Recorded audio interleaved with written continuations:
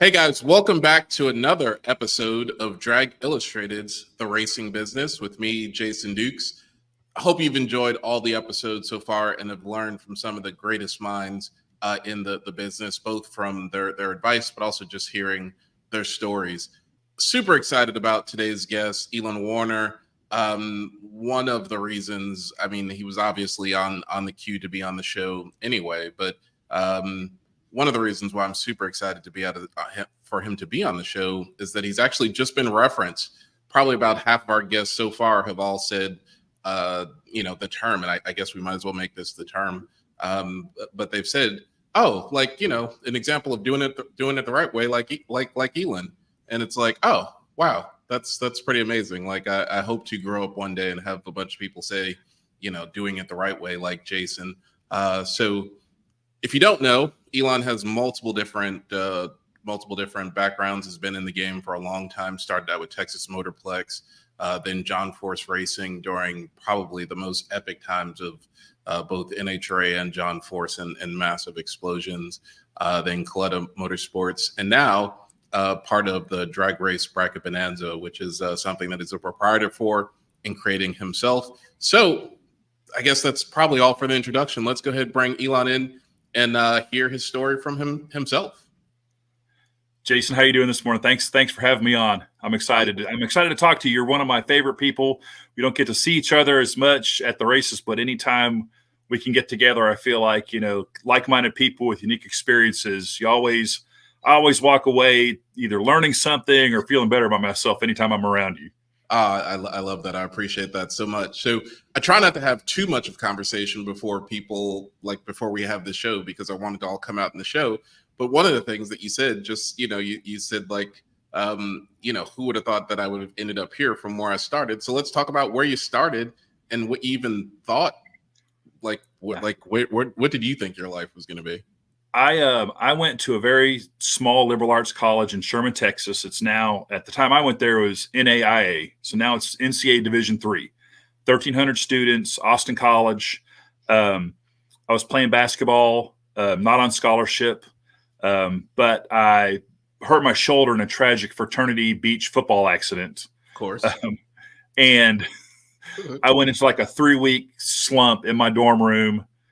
Basically, life is, what am I going to do? And my mentor at the time was a basketball coach, and he came to my room and was like, "You got to start going to class. You got to get your life together." And I was like, "Well, I've always played sports. I've always been on a team. I was never very good, but I was always, my life pretty much revolved around sports." And he's like, "Well, there's an opening in the sports information office. They let the students run the sports information office." And he's like, "Why don't you come?" And there's a guy there that's a senior. This was like my end of my sophomore year. He's a senior. You can learn from him and just kind of keep you around the team. And I did. I just started out doing football stats and basketball stats, and I was around the team, and it just kind of morphed into, by my senior year, I was kind of running the department. It was all student led. So I was writing press releases. I was kind of doing media outreach, all the things that a PR person does. But I was getting a business degree. Like at that time in 91 and 92, sports management wasn't even a thing. We talked about, being a life coach. I mean, in the early 90s, there was no, I think Ohio State may have just started their MBA in sports management program. Right. There was no formal program for that. And I thought, maybe I want to go into journalism. Maybe I want to stay in sports information.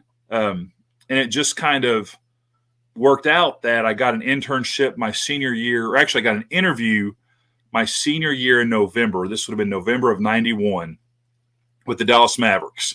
And Austin College alumni knew the director of PR at the Mavericks, a guy named Kevin Sullivan.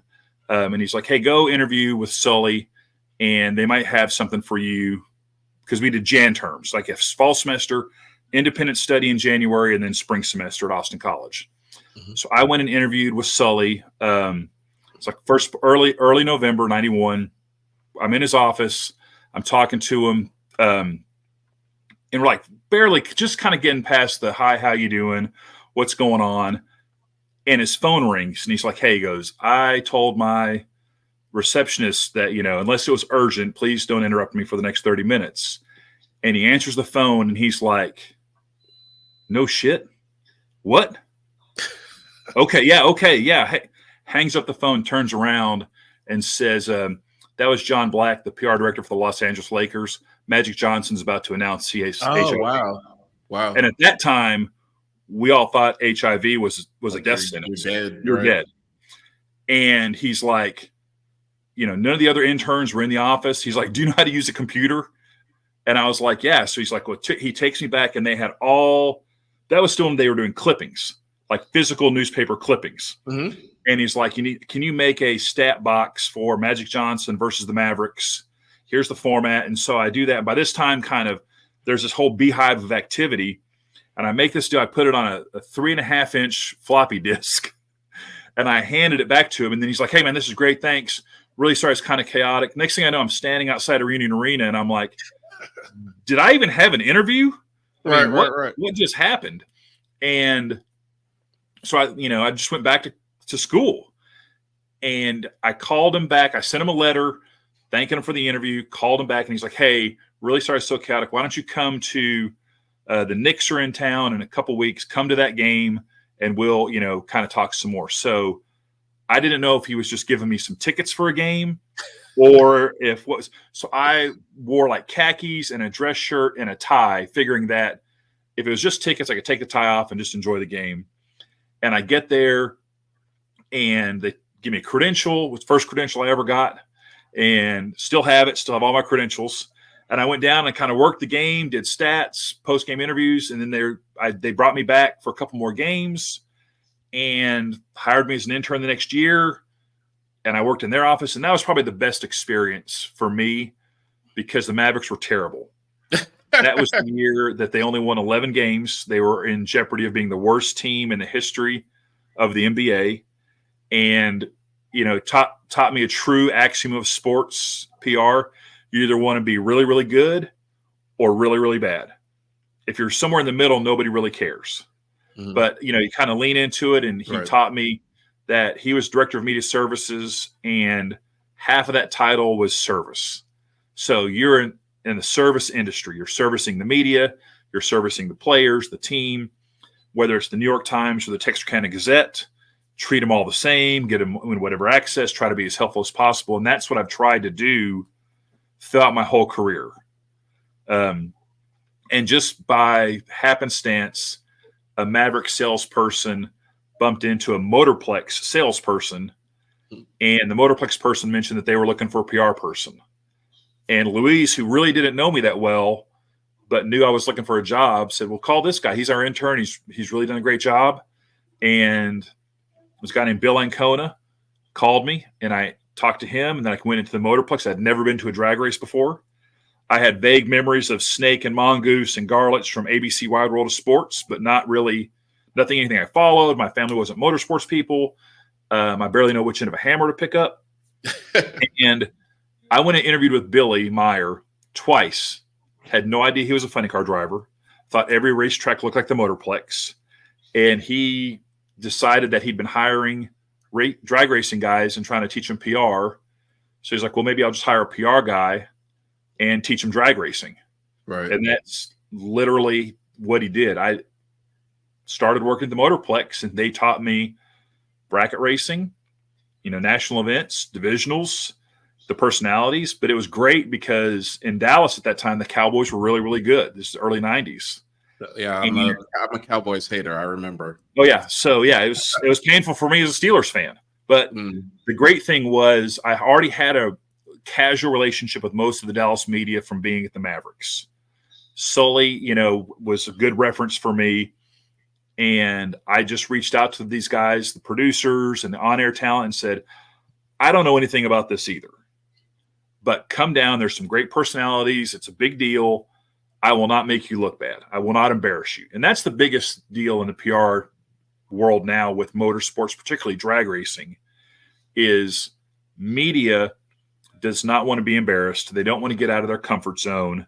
So getting them to come out to a racetrack can be overwhelming. Then once you get them there, it's confusing getting from maybe the credential building or the parking lot to the tower and then the pits. And then there's 80 different classes going on.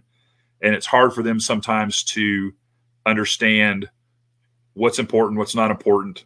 I don't want to say something wrong, but universally, NHRA PR people have always been regarded as super helpful, non-threatening. I've dabbled in NASCAR, I've dabbled in IndyCar, and that's not always the case. And a lot of that is sport driven. A lot of it's personality driven. But I feel like in NHRA, the drivers know they have to go the extra yard with the media and with the fans and with the sponsors. Yeah. And I just kind of started working the Motorplex, and I was there for about 10 years, worked my way up from PR guy to I was the general manager for the last 2 years. I was there in 99 and 2000, and had the opportunity to leave and go work for an agency for a little while.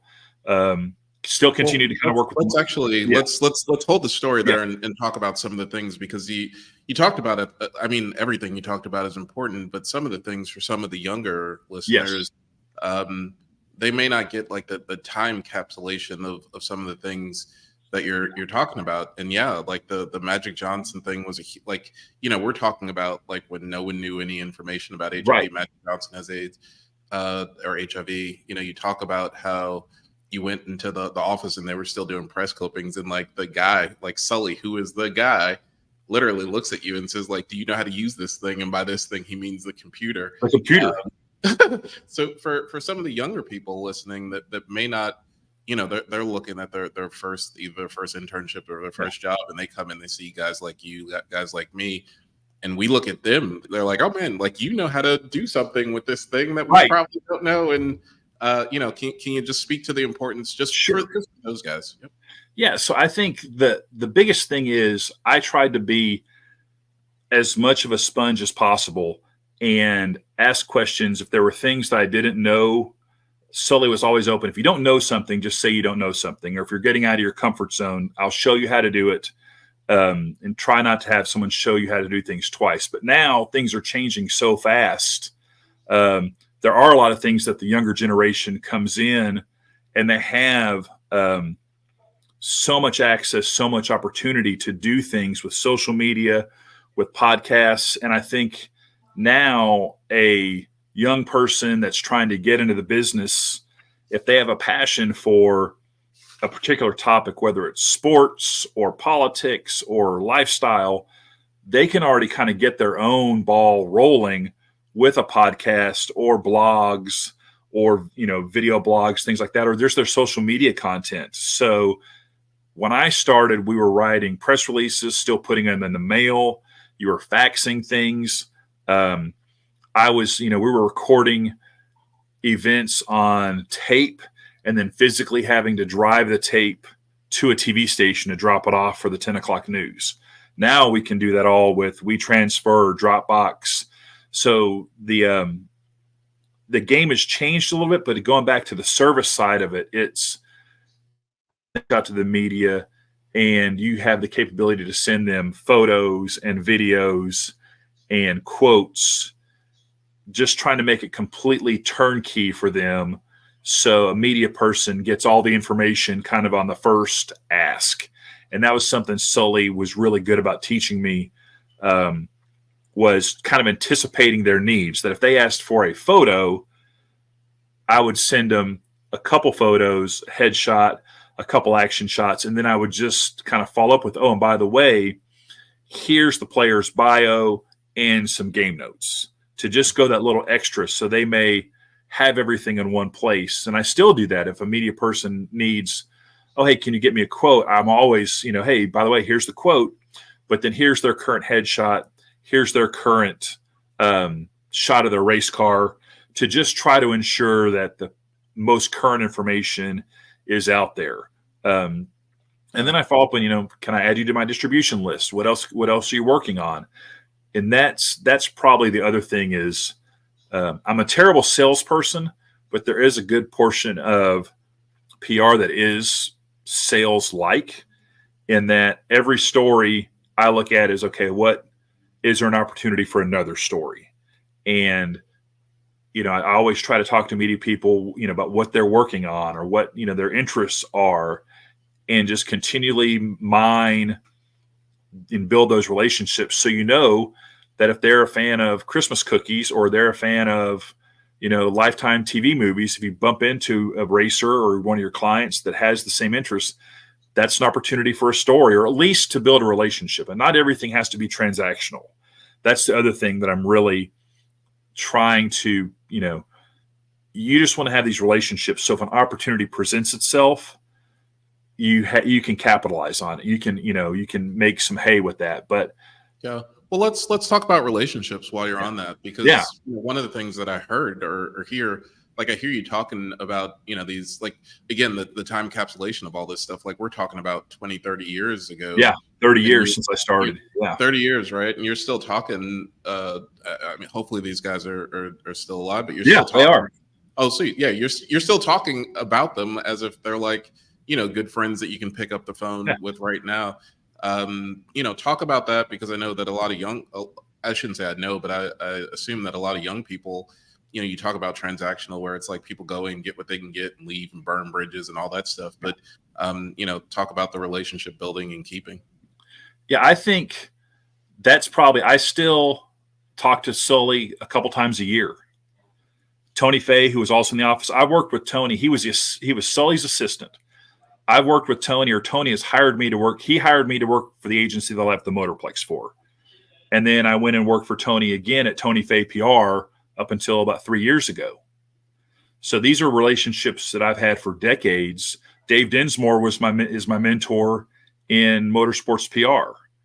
I met him in 93. He was, when I went to my first national event at Bandamere in 93, Billy told me, go into the press room, find Dave Dinsmore. He'll tell you everything you need to know. And he did. And it's very interesting that now, probably I would say within the last 5 years, I've become the old guy in the press room. I've morphed into that Dave Dinsmore role of, like I've been to 30 U.S. Nationals. I've been to 30 fall. I mean, can remember, hey, did you remember what this happened at this race in, 2006? Unfortunately or fortunately, I can remember a lot of that. Right. It's just those kind of relationships, because you just never know. And it's the same deal with media people. Dave and I were always very cognizant when guys started doing early stages of podcasts and motorsports. The media landscape was changing and big newspapers were slowly starting to slide. The internet was becoming a thing. And when guys were trying to get shows started, guys like Dwight Drum and Stan Creekmore, even Bobby Bennett at Competition Plus, they were kind of looked down on a little bit as, well, these guys, the internet, they only 4 people in their basement read this. But we always tried to, and I still try to help people that have passion grow their podcasts or whatever, and give them some access, not a ton, but give them some so they can grow, and you kind of, give them enough leash before they get out of control, and, just want to let them, hey, okay, baby step them. Right. And then also, offer them some professional critique of, hey, these are really good questions. Hey, it's a good idea to make sure your camera's charged up before you come over for the interview, but they don't know because they're trying to learn things on the fly. Right. So how about this? How about some, a younger guy or it doesn't even have to be young, but just a newer guy gets sent to the media room, and they're like, go talk to Warner. He'll give you all you need to know. Like, what are some do's and don'ts for those people of like how to approach? I don't mean to call you the old guy in the PR room, but I lean into that. I take that as kind of a compliment that I think there's some responsibility to being kind of the elder statesman in these deals, and kind of, even though I still feel very young at heart, but I also have to lean into the fact that I have been out here for 30 years. Right. So I think the biggest thing is to be prepared and like, hey, I want to go talk to Justin Ashley. Okay, well, and I'm just, and not in an accusatory, but hey, what would you like to talk about? Do you have some questions in mind? Is this, going to be a video or audio recording? what can you do? Hey, and I'll just be like, some people, I'll escalate our relationship to the next level, Jason, faster than anybody. Of like, if they're people are, may not look that great, they're just kind of grow, hey, you probably, let me get you, a golf shirt, or because they're maybe in a race shirt. Hey, just to help them, and talk to them. Hey, this is kind of how you could look more professional without being a jerk about it. Mm-hmm. But I think talking to them about, appearance is important. I think being prepared is important. And then just helping them, because some people are just naturally nervous, and just helping them get as comfortable as possible with the situation, because it can be overwhelming going out to the pit area, and there's lots of things going on, and you're like, they may feel bad about, oh, I'm really doing this for the first time, I don't have a lot of confidence, and you want them to feel comfortable, because on the other side you have your driver coming over, and their time is valuable, right? And you don't want them to feel like their time is being wasted by some off the wall thing. Right. So it's a double-edged sword of, and I let Justin or Josh Hart or Camry or any of my clients know, hey, this guy's new. This guy's young. He's a college student. Mm-hmm. This is maybe one of his first interviews. So it may be a little rocky, but just kind of, work through it, and they're all great about it. I mean, that's right. Universally, they just kind of, deal with it and kind of move on. And, but that's like when someone comes in and finds me, I just try to talk to them. Have you ever been out here before? How can I help you? Do you have any questions? Do you have ear protection? Can I get you a bottle of water? Because right. Just making them feel at home and welcome, and then just chatting them up about, what their goals are, how they've been out here, how they get involved. Just so when we get with the driver, I usually try to have a little introductory conversation. It's always good to just get everybody comfortable with everybody and be like, oh, hey, Justin, this, Jim also played college basketball, or he's also a Jets fan, or, whatever it might be, just in the conversation, to again, get everyone comfortable, and then kind of, do the deal, and then follow up with them. Hey, thanks for coming out, share their stories, those things like that. So those are all still foundational, no matter whether you're doing internet or a handwritten story. It's still the relationship, the being prepared, attention to detail, which is probably something that I try to instill in people, is that we live in a world where first is viewed as being so important. Mm-hmm. And to me, I would still rather maybe be second or third, right. But be totally buttoned up, correct. Right. We ran into it last night at Reading. The rain had, delayed, and then they canceled, and then everyone's trying to kind of get their wrap-up stories done, and everyone in the press room kind of knew we would be finishing the race today. But we didn't 100% know it. We knew it, but no one had officially. And then they're like, okay, well, what time were we going to start? And we're kind of all texting the people we know, officials, driver, hey, I'm just asking, what do are we really starting at 10 o'clock or 9 o'clock? And you get the response of, hey, we're still talking. Right. And there are people that were like, well, I'm just going to send it out. and just like, hey, we're racing on, Monday, or, we're going to be delayed, or whatever. And I was just like, I had all my stuff written, and then I just kind of waited until it was like officially told, like Alan announced over the PA, okay, here's the deal, racing on Monday at 10 o'clock. And I was right. able to, and so that sense of urgency to be the first, to like be the person in the know, that's a dangerous position to kind of put yourself in, because, it's drag racing, it's sports, it is important. It's a multi-billion-dollar industry. Right. But, you start crying wolf or get out over your skis, and that creates, problems, because you just, just because just because someone's told you something, sometimes it's not your place to tell the world about it. Right.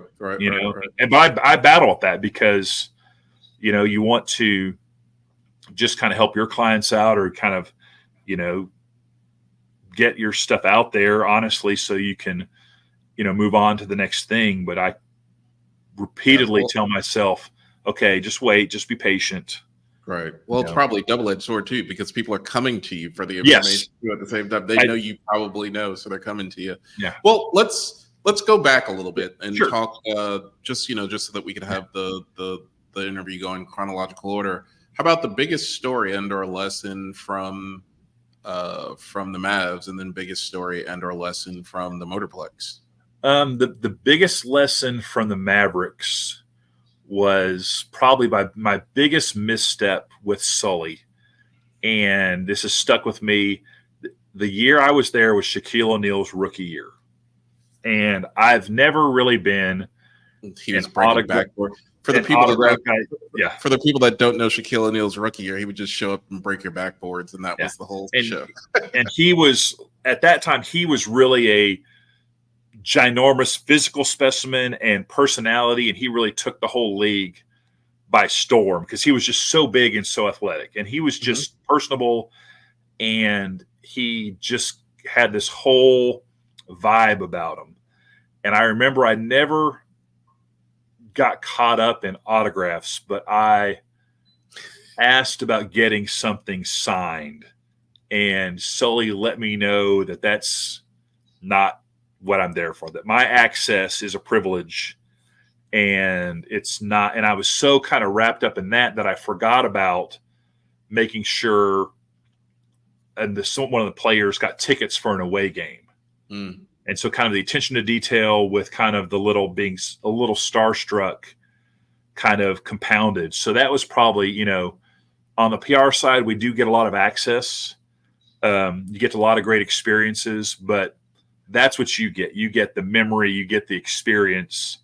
Having an autographed basketball or shoe or piece of paper, that's just not what we're there for necessarily. Right. And that's a hard deal to be a part of, and you can look behind me. I have all kinds of crazy stuff behind me, but most of that stuff was either kind of given to me or, just kind of part of, being, they gave commemorative items out or whatever. So that was probably from the Mavericks. The biggest thing that I was involved in, that was 92 highlight of the Bulls, the heyday of the Bulls. That was right before the Dream Team. Getting to be around Michael Jordan and seeing even a little bit of the glimpse behind the scenes. You see a lot of the stuff you saw in Last Dance, going when they're showing, throughout his whole career, seeing that whole traveling circus at that time was really eye-opening. And the fact that he was able to block out so much and then perform at such a high level, and then the laundry list of things he did before a game and after a game with Make-A-Wish kids and signing items and dealing with 6 or 7 like I do a minute-by-minute schedule for all my drivers for every national event, like from pretty much when their media obligations start, whether it's Wednesday or Thursday, all the way through Winter Circle on Sunday. And it's essentially basically the same template that Tim Hallam, who was the Bulls PR guy at the time, that he gave me because I was in charge of managing Jordan when he came to the Reunion Arena and making sure he stayed on his schedule. And it was like for a 5-hour window, basically, or almost probably closer to a 4-hour window. It was a 6-page document of minute by minute. These were the approved people, and these people had 5 minutes. Right. And you got 5 minutes, Lacey Banks from the, Chicago Sun-Times, who I just saw on the Sports Reporters the weekend before. And kids, back in the day, there was a TV show called the Sports Reporters that was on ESPN, and it was awesome. But it was like,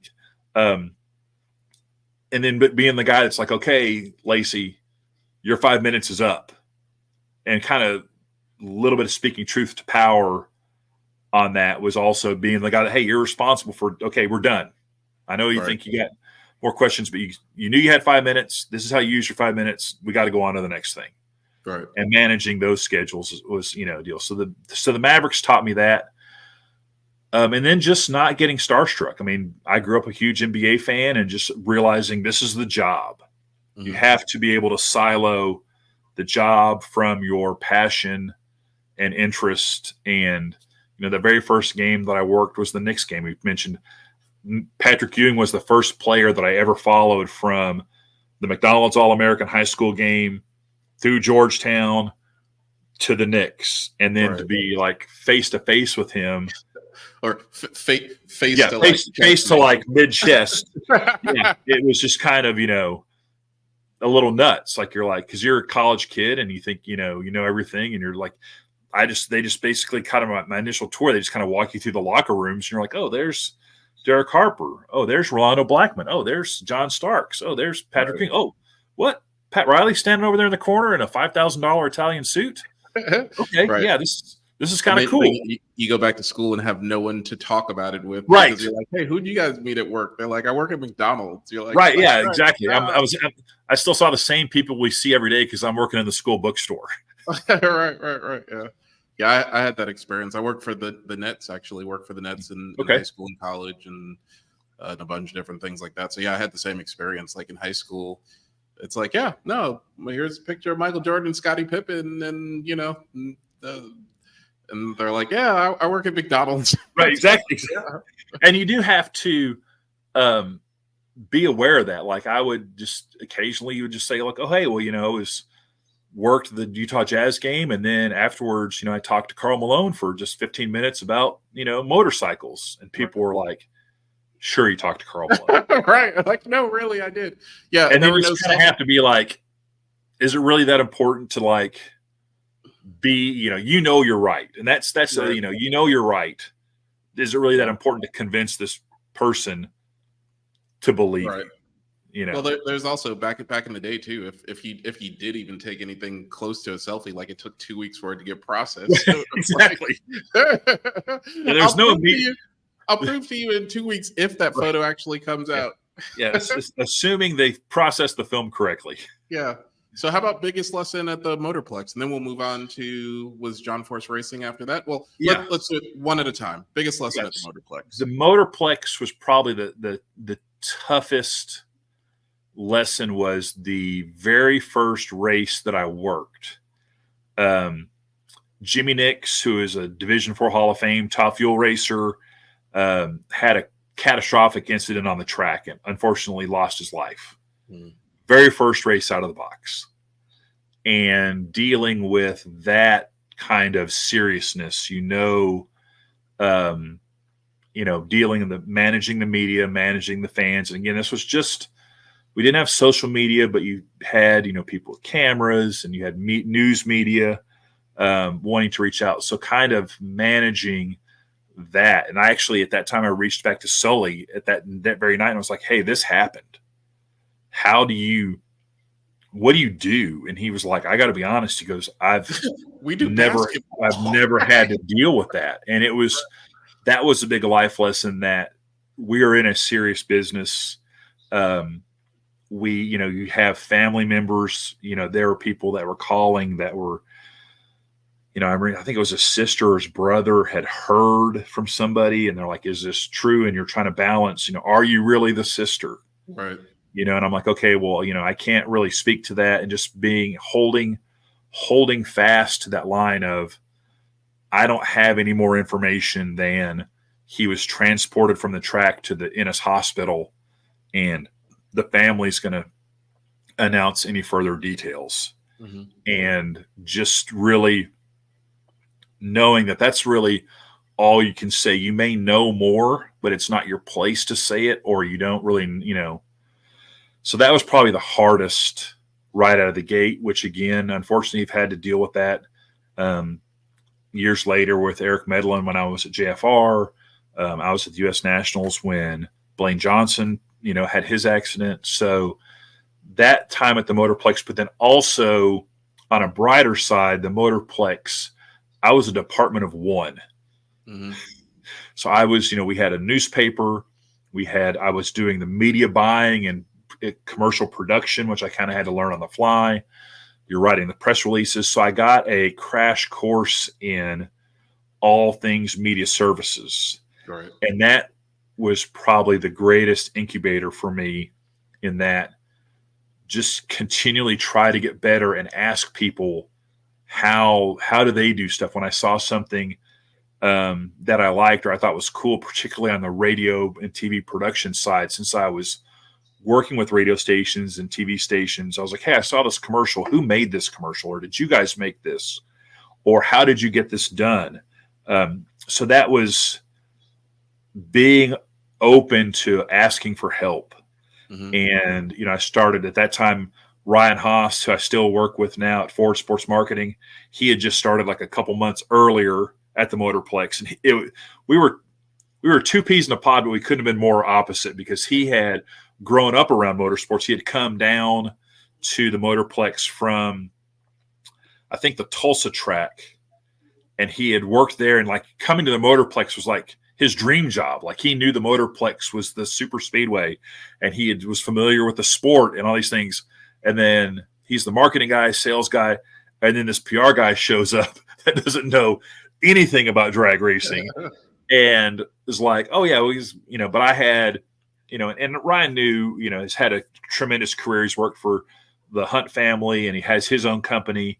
But at that time we were both young, and just, it was like the two of us doing all the marketing and all the PR together for this track that was becoming one of the premier venues on the tour again. Right. So, because at that point it wasn't even 10 years old yet. Okay. So that was just the highlights of just kind of being in the mix of growing the fall nationals. And then there was a 4-year stretch where we had 2 national events. We had the spring nationals and the fall nationals, and kind of be involved in that. I remember we did a press conference when we announced that we would have 2 races, and Houston was going to have 2 races. And we did a press conference in Dallas with everybody. And then we hopped on one of Billy's planes and flew down to Houston and did 2 press conferences in one day in 2 major cities in Texas. And so that was kind of a big deal to kind of orchestrate that and balance that at the time, which was a unique experience. Gotcha. Well, we have probably about 25 minutes, and sure, we're like, we got so much more to cover, right? So, sure. I'll try to compact. Jason, I'm a storyteller by nature, but I'm also watching the clock, and I'm like, oh man, I'm just gonna blow this thing out. We didn't even get out of high school yet. Yeah. So then from Motorplex to John Force Racing, or how did that come about? So I was went to an agency for a little while and got out of motorsports full time.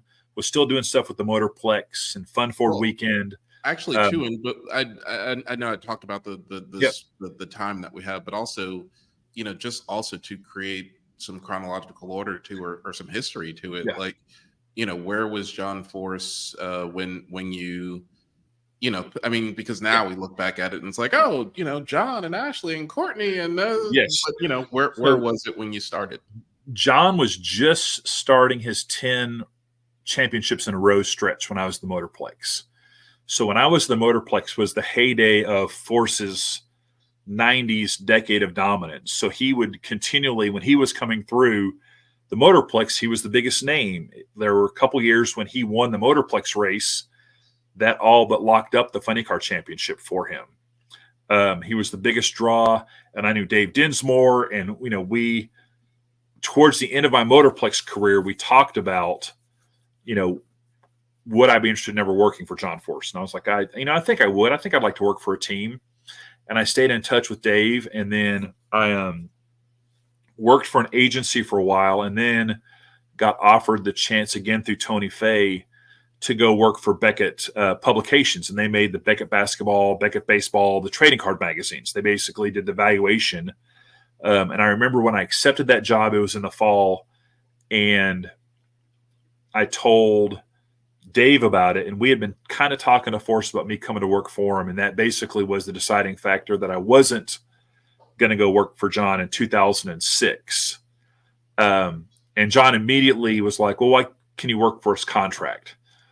So that's when I started with 2006. I was working full-time for Beckett, and then I started doing some contract work for John because Courtney and Brittany were just getting their career started. So I started doing some media training with them. The Driving Force TV show was going on at that time. So I probably went to half a dozen races in 2006, ramped it up to more races in 2007, and then started working full-time for the team in 2008. So it was a really busy time. I was able to see kind of the growth of John from afar when I was at the Motorplex, but then I really got inside in 2006 with Ashley and Brittany and Courtney and the TV show, and then, you know, starting to work for him full-time in 2008, which was right after John's accident in 2007, which I was at the track that day. We had talked about me coming to work full-time, and I'll never forget that right before John was set to run Kenny Bernstein in that semifinal race, we had a contract, and he was like, well, let's get this contract signed, and then, you know, we'll go on from there. And he's like, well, you know what, hang on, let me go out there and run Kenny Bernstein, and then we'll sign the contract. And I was in the press room when John's incident happened with Kenny, and the first words out of my mouth to Dave were, I don't think I'm signing my contract with Force today. And I went with them to the hospital. I mean, I got like, after when they brought out his fire suit and his helmet and his boots that they had cut off of him, you know, they gave all that stuff to me. And then I got it back to the team. And I remember I was at the hospital really late that night, and the Associated Press had called the hospital to get an update on his status. And I actually kind of gave them, you know, he'd just come out of surgery and all the different things that were messed up. And the whole time I'm on the conversation, I'm like, you know, my full-time employer doesn't really know that I have this side hustle. Now they do. I was like, they're getting to the point where they're okay, and they gave them all the information. And then I'm like, they're going to ask me who I am. That's just, you know, they're going to say who I am and what's my role with the team. And I thought about just telling them I was Dave Dinsmore. I just thought it because Dave, you know, just wasn't in the room when they came in. And I was like, oh, you know, my name's Elon Werner, and I guess you could just say I'm a team spokesperson. They're like, okay, great. So the next morning I get up, and there's a huge article in Dallas Morning News. I'm quoted throughout the whole article, Jason. It's just like a litany of Elon Werner quotes. And I got to work early, and I'm waiting outside of my boss's room, outside my boss's office. And she kind of came in and was like, hey, you're kind of here a little bit early. And I was like, yeah. And I go, I wanted to, you know, she kind of wanted to tell you how my weekend went. She was like, oh, because she knew I was kind of involved with the team a little bit. But I was like, hey, I just happened to be at the track yesterday, and this happened. And so I'm quoted in this article that's in the AP, and it's in like 2,000 newspapers right now. So, right. You know, so that was that was the beginning of the end of my time at Beckett. And I remember when I was at the hospital with John every day, because he was in the hospital in Dallas for about 6 weeks. I would see him on my way to work, and I would see him on my way home. And then he goes back to California, rehabs, and then we decided that I was truly going to go work for him. And when I went in and gave my notice at Beckett, they were genuinely shocked. They were like, what, you're leaving? And I was like, you haven't noticed for the last 2 years that I will have leave on Fridays at like 3:00 to go to the airport, and then fly back in on a red eye, because we had a gym in our building. Mm-hmm. And there were times when I would fly in early Monday morning and go straight from the airport to Beckett, shower in the gym, and I just kept closing my office. Right. And I did that for 2 years. And my wife we had a little bitty kids. My wife was not real happy. She was like, you got to change this. You can't work 2 full-time jobs. But it was, you know, you're young, you're trying to build your career, you do those things. And then when I started working for the team, just really quickly, though, one of the things that I hear that's a lesson for a lot of the listeners is that you could do that for 2 years, and the people at Beckett didn't know is huge, because, you know, nowadays, especially in the social media world, it's like, you know, everyone posts everything. In the drama world, it's like, oh, they need to know how hard my weekend was and all this stuff. It's like, so you had a full-time job where no one even realized that you were leaving in a way, which means, like, you know, you were being a normal person about it, and you were getting all your stuff done, and they probably, they didn't care. That's huge. And I was very aware of that. I made sure, and I still do, you know, when I deal at that time, I made sure I was invaluable to the company, that I did whatever they needed me to do, and that was my primary employer. They always came first. But honestly, the minute I had an opportunity to do something that didn't hurt them. And sometimes it benefited them because I'm in this motorsports world and they had a motorsports magazine. And anytime they needed Jeff Gordon or Jimmy Johnson or Earnhardt or Force, or, I was able to, and because that's again when the collectibles deal was a heyday, die-cast and trading car, I was able to make connections for them. And they just, they understood, oh, he's got some really good connections over in motorsports. He goes to a lot of races. Mm-hmm. And it goes to a lot of races. And I think they kind of viewed it as kind of like a hobby. Like, this guy's just a super fan. And that's why they were kind of surprised. Oh, you're going to go work for him? And I was like, yeah, I've kind of been working for him for 2 years. And I will say so I did 2006. I wasn't really even supposed to travel, but I went to Gainesville for a race to meet the girls. And then I was like, oh, Houston's coming up. I can go down to Houston. And then I looked at the schedule and I was like, oh, I could fly. So I went to like 6 or 7 races that year. And at the end of the season, I'm heading to Pomona. Force had lost the championship the year before, but he was in the hunt for the championship in 2006. And my wife was like, you have to talk to Force and change this deal. It's murder. Mm-hmm. I was like, I will talk to him. Don't worry. To Pomona, he wins the championship in 2006. And also the whole year I was with him in 2006, he called me Ian. He could not get my name right. He could never call me Elon. He called me Ian, or he called me Denzi. Winter circle's going on, and I'm running around, and all of a sudden I hear, Ian, get over here for a picture, Ian. So I go, and he's got the big Powerade trophy, and I'm standing there, and he's just won the world championship. It's really cool. And he's like, you're coming back next year, aren't you? And I was like, of course I am, Force. This has been awesome. I'll do whatever you need me to do. And he's like, okay, great, blah, blah, blah, blah. And then I realized, yeah, that was not a really strong negotiating position for me right there. I go home and tell my wife, and she's like, well, you got to go back. And I was like, and change that. And I was like, no, can't do it. Right. Maybe at a promise at the end of 2007, we'll sort this out, whatever. But I go, but yeah, I totally just in the heat of the moment. Now, whether or not he knew that or didn't know that, I don't know. But that's just the other thing is you have to, it sounds so corny, but it's like that Jerry Maguire movie, kind of your word is your bond. Mm-hmm. I felt like I told him, hey, yes, I'm coming back.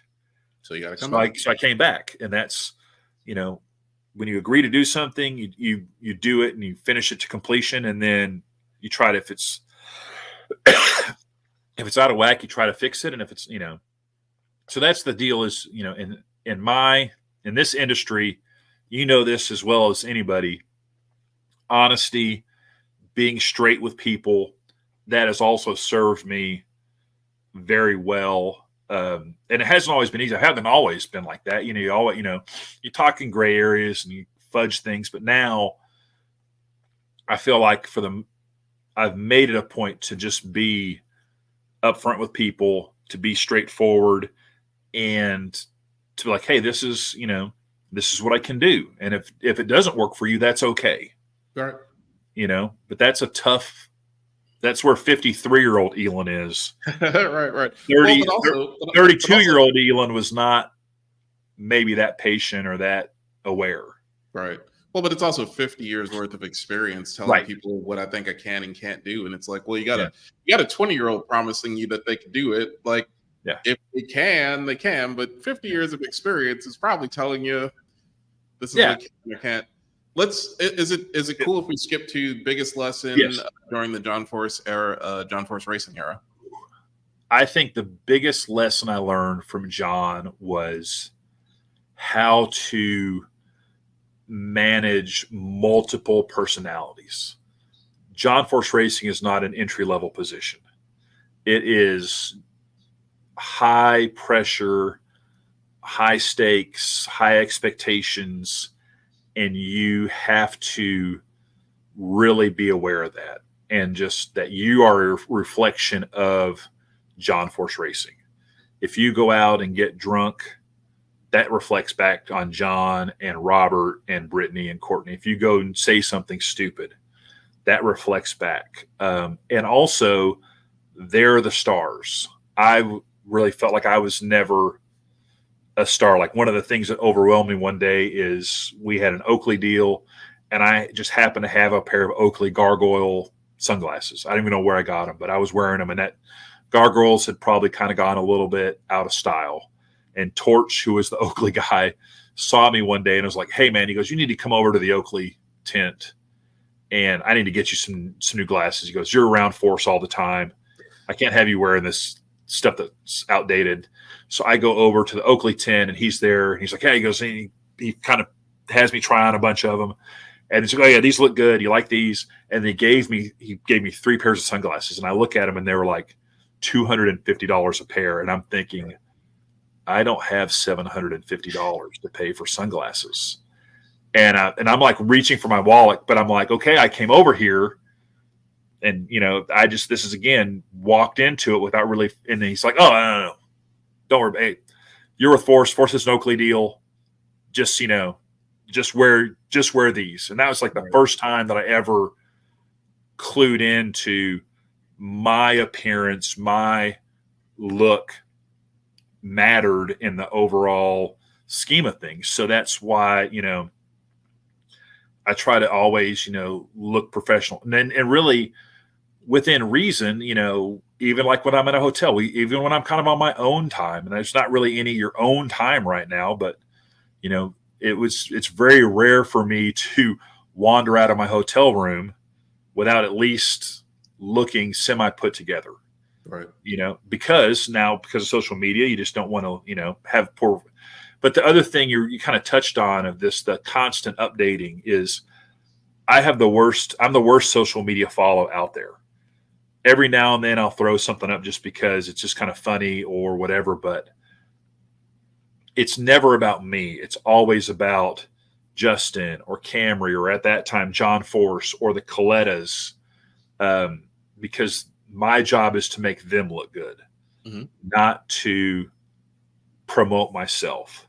And that's a tough thing. Now you have my own company, so it's a little different. I've got drag racing bracket Bonanza going on, which is, put me in a different position I'm slowly getting more comfortable with, of being in front of something and being talking about it. Let's get to that. And I know how we're doing here on time, but we'll probably have to end up extending a little bit. But so how did John Force Racing did have an ending point? Yes. Like 2019. If you can talk about the ending, and then what happened after that. It was an amazing ride with John. Nothing. He survived so many regime changes at Castrol and at Ford that just kind of the economy kind of caught up to him. So they just made some changes. I wanted to do some things a little differently and challenge myself a little bit more. I loved working with John and Robert and Brittany and Courtney, and I was around so many things. I got off the road for 1 year in 2018, had some family things we needed to attend to with my kiddos, and kind of got back on the road in 2019. And just the landscape had changed a little bit about the team structure. So the opportunity to work for some other teams came up, and I just kind of jumped at it. And it was really, again, Tony Fay was instrumental in that. He had just started another PR company, and I brought some motorsports clients there: Coletta Racing, Shane Tucker Racing, the Motorplex, TMS Titanium. And we just kind of snowballed from there. And then I went out on my own. But again, it's that kind of relationship with John was just so instrumental, because it opened so many doors for me. I met so many media people. I met so many corporate people and had good relationships with them, that it helped me grow my business when I started working with newer clients, younger clients, that they were, had the skins on the wall with John Force Racing and Coletta, that taking a lot of the stuff that I learned there and getting some of these younger teams that were just growing, whether it's Justin Ashley or Cameron Caruso and Josh Hart, to have them start off their programs with some of the institutional knowledge that I had from John Force Racing. So there was. Do you mind talking a little bit just about that, and then we'll get into Drag Race Bracket Bonanza? But in motorsports, unlike some businesses, motorsports in a 20-year career, you'll probably have 10 different jobs or work with. Right. Can you talk about the process of leaving someplace, not burning bridges, going someplace, adding value where you go, and just that process. I think that's probably the best part is when I originally left JFR, it was my choice. And I went and met with John and I said, he was always open. I go, the one thing he couldn't give me at that point was time. I needed time with my kids in high school. They were going through some things and I just needed to be present in their lives. And that's what I told him. I go, you give me more money, you giving me more latitude, that was the one thing I had to. And I understood. I told him, I go, you were fortunate that you lost all this time with your family and now you're getting it all back because they're racing with you. I'm not going to have, my daughter's not going to come on the road with me after she gets out of high school or college. I have to spend this time with her now. And he understood that. I mean, that he got that because he's a family guy. Mm-hmm. So we left on good terms. And then the folks they brought in just didn't, for whatever reason, just didn't work out. My situation got squared away and the opportunity to kind of come back. And then after another year and a half, just honestly, it's the economics of the sport changed for a little while. Mm-hmm. And, the opportunity again, he was like, hey, I just don't know if we can maintain you at the level you need to be maintained at. And I was like, that is A-okay. I totally knew that. And the opportunity to go work with Coletta came up. And it was a seamless transition. I left on good terms with JFR, walked into Coletta, and, really enjoyed my time there. And the thing with Coletta was great. They were a client, but I wasn't working for them exclusively. And I had other clients. And then we got to a point where they wanted more of my time, which was great. But I liked not having all my eggs in one basket. And so we just kind of, again, mutually agreed that I helped them find another PR person. So they had a seamless transition. I think that's probably the biggest thing when you're leaving a job. If you can make sure, probably one of the highest compliments I got when I left Beckett was on my last day, my boss said, you know what? I know this is your last day, but there was no drop off in your productivity until your last day. Even though you gave us a month's notice, you kept doing the job right up until your last day. Mm-hmm. She said it was interesting that I had more department luncheons than any departing employee in the history of ever. Because, I knew all the magazine people. I'd worked with them and they were all like, so the same deal with leaving Force is I tried to leave them better than I found them, or at least not leave them in a lurch. Same deal with Coletta. Rob Goodman's their new PR guy. Rob and I talk all the time. Because there's just things you hand off, but then there's some things that, you're trying to figure out MailChimp or, hey, who's this guy? Or when we did the Feeding America program, how did you do this? So you want to make sure that they continue to have maximum positive results, even though you're not there. And our world is so small, Jason. I mean, it's big, but it's also really small, and it's just not worth it to burn a bridge. I just would like, for people to say, hey, it just didn't work out with Elon. He had to do his deal. We had to do our deal. And we just went down the road. Mm-hmm. And you just try to just understand, because you see them at dinner, at the track, opening ceremonies, hotels, airplanes. And you just kind of, roll with it. And that was the deal. So I think the deal about burning bridges is you just want to be straightforward with people. Try to keep emotion out of it as best you can, which is hard. And then just understand that, hey, sometimes some things don't work out. And I tell people all the time, I go, you're never really an adult until you've been fired.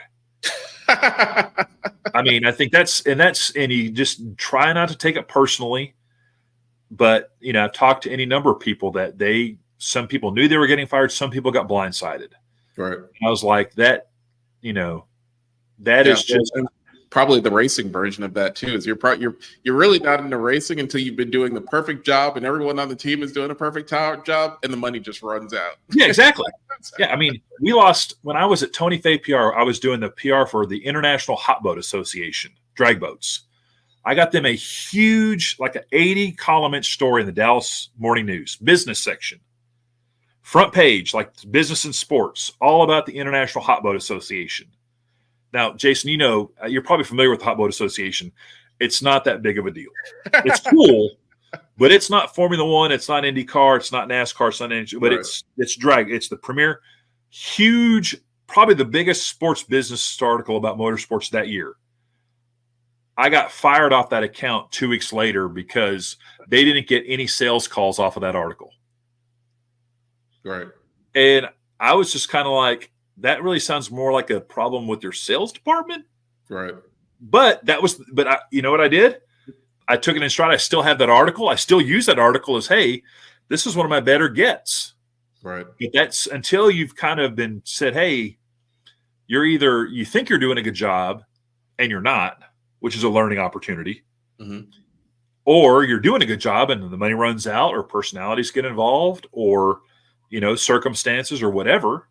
That's just part of it. And especially in racing, there's so many things, just like, getting a perfect tune-up to keep a team going.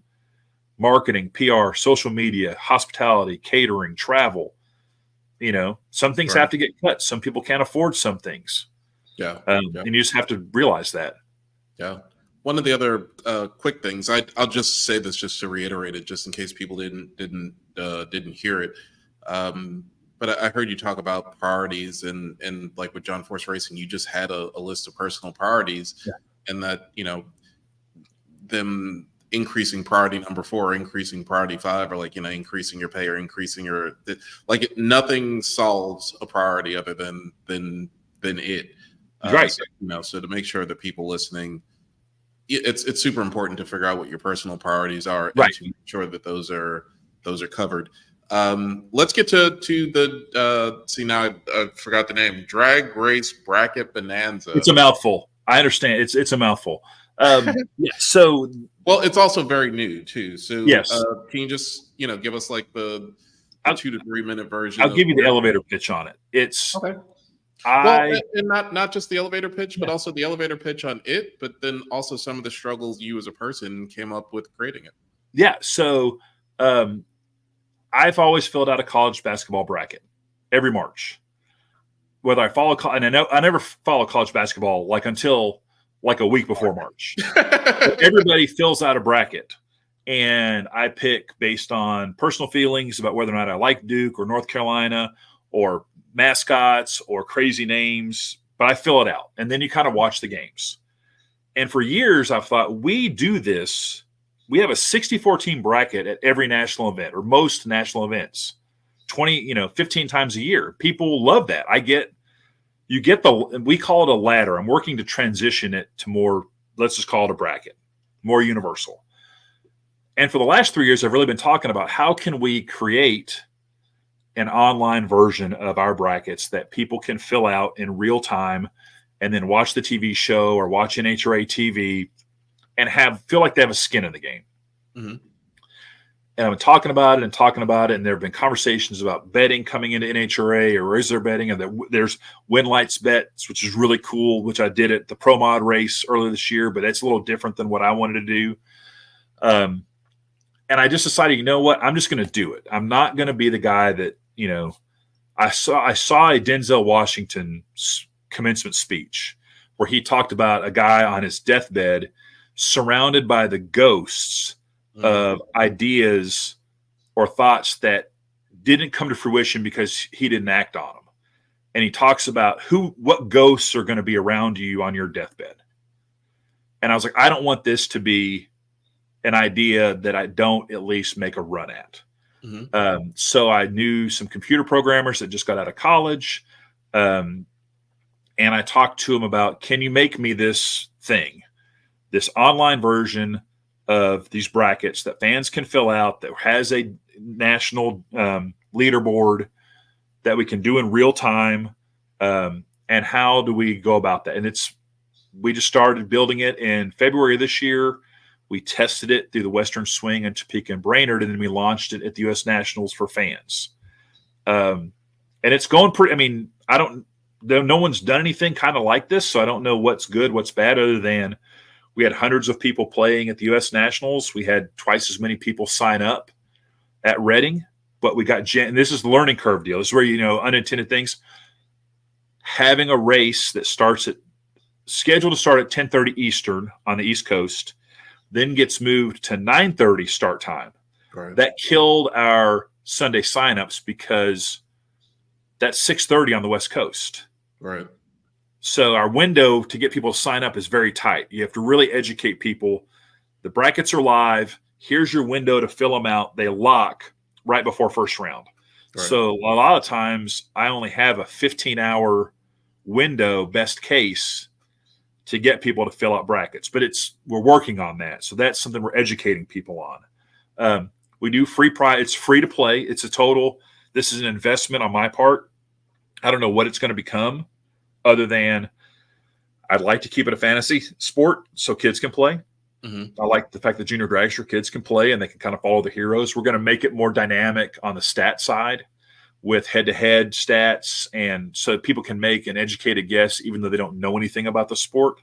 We'll add pictures. There's some things that just economically I couldn't do right now, but Drag Race Bracket Bonanza 2.0 in 2024 will look dramatically different. But what excites me is I now get texts from people when guys get upset in the first round, bracket busted. The bracket's busted. Or like I can also run reports after we lock it and find out that only like today they're running the final, and like Chad Green and Robert Hite got to the final in Funny Car of the Reading race. Only 4% of the hundreds of people that filled out brackets predicted Chad Green would win the race. 34% thought Robert. So that's kind of cool data points. On the pro stock side, for Kyle Koretsky and Matt Hartford, they were like at 2% and 4%. Like Erica was the fan favorite. Greg, so you get a little bit of fandom. But so creating that data, I'm hoping I can feed that to like Fox TV, because those are kind of the cool nuggets that you want from fan perspective. Right. And do I think it's going to become this big advertiser deal? I don't know. Do I think it's going to become the next FanDuel or, DraftKings? What do you want it to become? And we probably should do some coaching sessions on that. I tell you, I want actually just what do you want it to become, and how do people either download it or go to the first I'll get to it's dragracebracketbonanza.com. It's free. You go to the website, you can sign up, you can opt into the email newsletter, and then that basically just all we do is send you a reminder that the brackets are open, and then you get a results email. We don't bomb people with tons of email. I am going to probably next year have it to where you can get SMS text notifications, so you can opt in to getting a text that the brackets are open or getting a 2-hour reminder that they're about to close, just to help, again, trigger people. So you can go and fill out the bracket. You can watch it throughout the day. It updates round by round. I give cool prizes. There's these cool plaques that I get the winners to sign. But what I want it to become is I would love for it to become something that drag racing fans love to play because they're in the sport, but they can also use as a mechanism to make the tent bigger. You and I know people that know we're in drag racing, but they know just enough. Like, oh, he goes to these races. He talks about John Force. He talks about Eric Enders. But now we have this vehicle for you to be like, hey, you like fantasy sports. You understand the March Madness I'm not supposed to say that. You understand the college basketball bracket. Play this game here. It's kind of fun. You don't have to know a lot about it. But, and that gets more people involved because through the test process, I used my friends. I used my family. I had like 80 people that were playing that now watch the race. They were tuned in yesterday. They tell me, hey, I'm not sleeping on J.R. Todd in the countdown. 6 months ago, they couldn't tell me who J.R. Todd was. Right. But that's what I want it to become, a vehicle for us to bring more people into the sport, promote our personalities, and honestly legitimize our sport like football, college basketball, hockey. They all have brackets. Yeah. And that's ultimately, I don't know where it will ultimately wind up, but my goal is to make sure it works. It's working. Now get the word to as many people as possible. Well, how about this? Let's put you on the spot here. Yes. You are on the hopefully the biggest business drag racing podcast. Yeah. If there's a racing podcast, what do you need? Tell the business world what you I need. need people to spread the word about drag racing Bracket Bonanza. If your company is involved in drag racing, I would love for you to, reach out or go to the website, dragracebracketbonanza.com, and just send that to all your employees. Hey, we sponsor Justin Ashley. Phillips Connect loves it. Amber White's been a huge advocate for me. But if your company is involved in drag racing, Napa, it'd be great if Napa just blasted out to all their employees. Ron Capps is racing. Get behind Ron Capps. Here's this bracket game. Support Ron Capps. Mac Tools, whatever company, Camping World. Just get the word out to people to just play. And then give me feedback. What do you like? What do you not like? That's the biggest thing, is amplify it on social media. We're on, on X/Twitter, we're at Drag Race BB. On Instagram and Facebook, we're Drag Race Bracket Bonanza. That's the big. Share it on social media. Give me your feedback. Share your brackets. That's the thing I've loved seeing guys on Twitter. Did my bracket. Here it is. Yeah. That's the biggest thing, is if you're involved in motorsports, production, TMS Titanium, tell all your employees about it. Tell your customers about it. That would be the biggest thing right now is, it's a volume game. It's just getting it in front of people. And then we will educate them on, it's very simple. You sign up, make an email, make a nickname. I do ask 3 simple questions. How many races do you watch on TV? How many do you go to? And do you play fantasy sports? And that's just, because I couldn't think of anything else. So, well, I'll tell you what. Yeah. Well, the drag racing, the racing business world out here will definitely support you. Are you ready to put up your dukes? I am. All Let's right, go. Here we go. 13 questions, 1 minute answers each. And this is how we close out the show. Ready? I'm ready. Cool. What's the strength of the industry? I would say the strength of the industry is Lou Ferrigno, Incredible Hulk days. I don't think it's ever been stronger. I think TV is great. I think fans are engaged. I think we're seeing more corporate involvement like Mission Foods. And I don't think the competition level has ever been better. There's 12 guys that could win the Top Fuel Championship right now. When's the last time that happened? Yeah.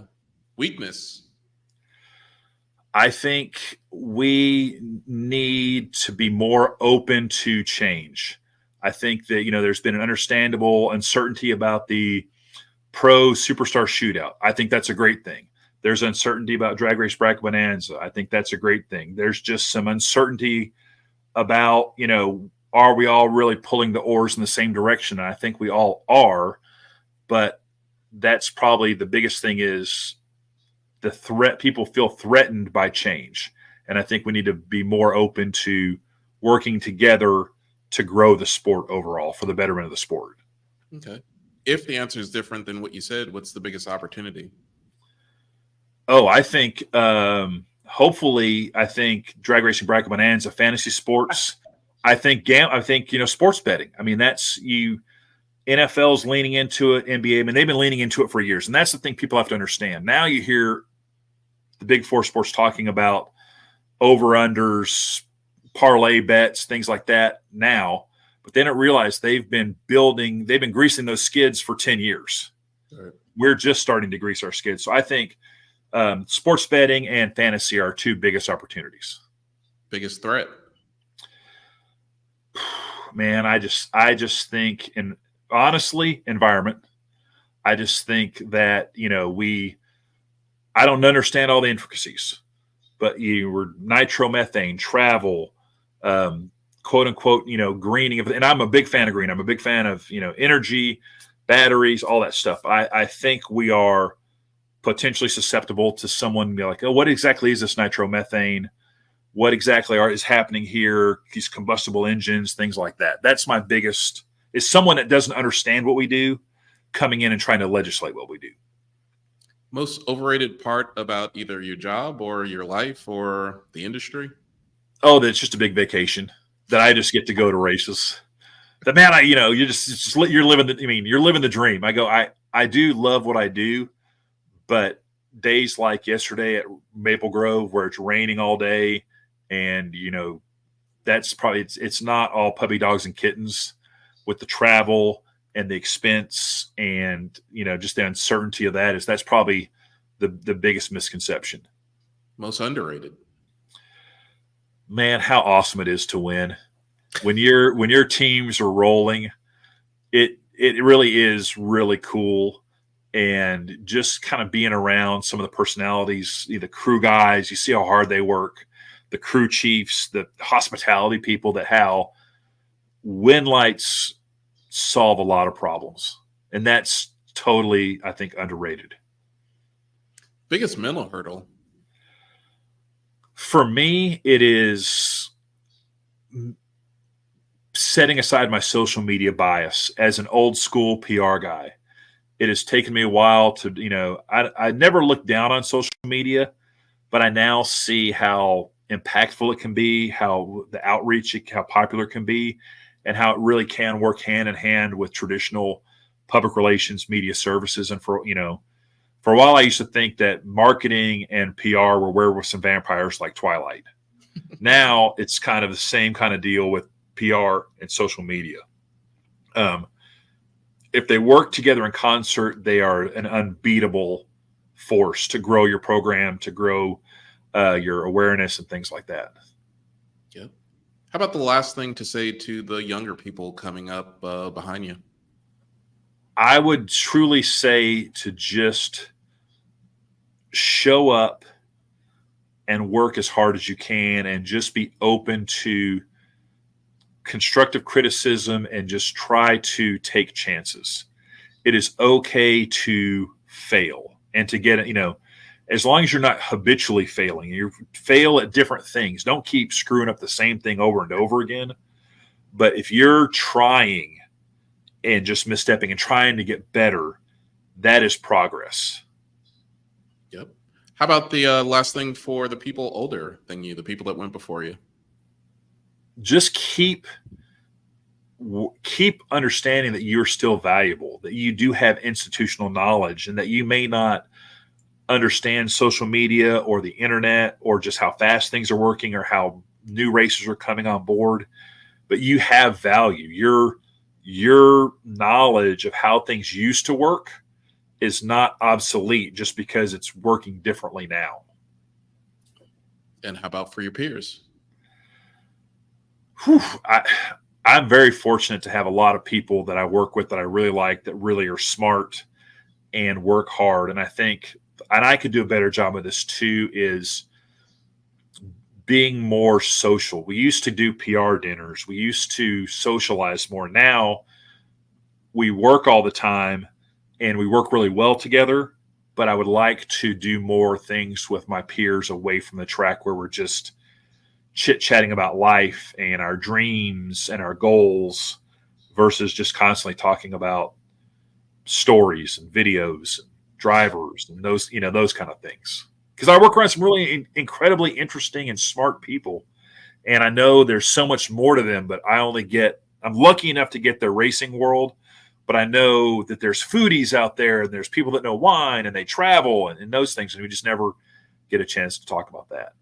Gotcha. Well, there you go. You went through the rounds of Put Up Your Dukes and the whole show. I want to thank you so much for being on the show. Definitely want to support Drag Race Bracket Bonanza. Is a big part of what we do. Thank you for all the stories and the lessons that you shared. And I appreciate. I couldn't.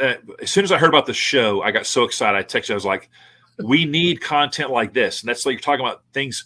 We need more shows like this, where you have a professional talking about the profession and shining a light on these things. And Jason, I can't thank you enough for having me on and having the other folks on.